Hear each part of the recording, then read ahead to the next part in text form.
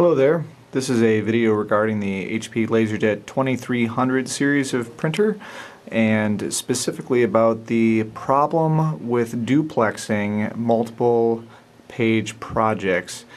Specifically, this is a rather interesting issue because it involves the magnetic solenoids that are inside the printer and a issue with the adhesive that holds the noise-reducing bumpers in place here. Now, I'm not going to necessarily talk about how to get the printer to this state. There are plenty of guides available online for that, but this is just to talk about how to fix the issue with duplexing and jamming problems. So, what I want to point out here is that this printer is probably at least 5 or 6 years old. I don't know the exact date, and it was brought into us because it was jamming. Basically, these solenoids here help hold the gears in place. Sorry if that's a little bit blurry there. I'll try to back it out a little bit. Anyway, so these gears get held back and forth by these solenoids, which are little magnets down here. Now, originally, when HP sells these, there's a little tiny bumper that basically prevents that noise there. But over the years, that bumper gets worn down, and then all that's left stuck on the metal is just the adhesive that originally held the bumper in place. And you can already probably tell where I'm going with this. What happens is that the adhesive just causes this little metal armature to stick in place, and then because printers depend on millisecond or less time differences, obviously everything goes downhill from there. So if you watch what happens here, basically when I release this, it should snap back right away, but if it sticks hard, you see how there's a delay when I release my finger from that. That's what's causing the printer to jam. The one that causes the duplex problems in particular, I think, is this one, which has the exact same problem as the other ones. So, we have to remove those solenoids. Once you have the solenoid removed, just one screw down there should do it. What you can do is remove the spring from the solenoid that holds the armature in place.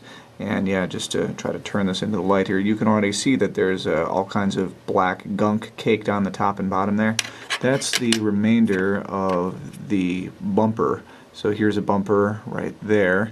And there might have been a little bit of one up there at the top as well. So here and here, we need to just get all of that stuff just rubbed completely off.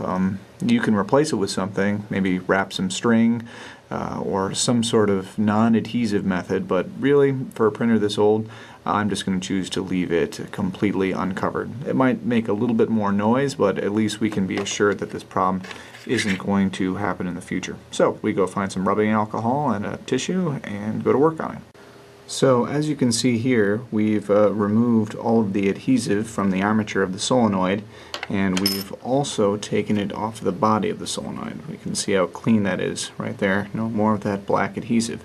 Now, while I was doing this, I looked online, and it seems that, contrary to what I said previously, what we do want to do is actually take some kind of piece of plastic or some sort of magnetic resisting stuff and just stick it back on the place where the adhesive used to be. The reason for that is that a lot of times people just clean that off like I was planning on doing, and they don't replace it, and then there's a problem with residual magnetism from the solenoid. So it fires, it causes the metal to still be slightly magnetic, and then you have the same jamming and timing issues because, once again, all it takes is a microsecond of delay and then the printer will jam. So what I'm going to do is I'm just going to stick a little piece of tape back onto there, and I probably can't do that while I'm holding the camera, so I'll just demonstrate again when it's back. Now, as you can see, that's what it looks like with my little gray piece of electrical tape stuck on there. Now you can go ahead and put the spring and the screw back into the solenoid and hook it back in. Just be very careful when putting the spring back on there, because I would suggest doing it from this angle here, otherwise that spring is going to try to act like a rubber band and shoot off into far corners of your office, which has already happened to me twice now, so just be careful when hooking that back on. Now, even though it doesn't have to be done, I've also removed the tray 1 and tray 2 solenoids as well to prepare to clean them. Yeah, you can see how much crud is on there. Try to zoom in a little bit.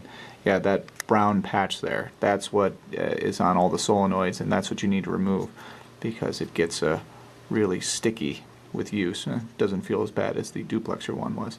But yep, that is the main cause of the sticking issue. So we'll get those cleaned off and hopefully things will work. Once you've taken care of the other two solenoids for tray 1 and tray 2, right before you put it back on, go on and give it a try. You should be able to press on the armature really hard and still not have it stick at all. So that should mean that, of course, the adhesive, thanks to the little electrical tape I put on there, it's not going to pose a problem, and we're not going to have any issues with residual magnetism either. By the way, if anybody knows where this part goes to, I think it fell off of the network card box at some point, so I don't think it's anything important, but if you know where it goes, please let me know. Thanks.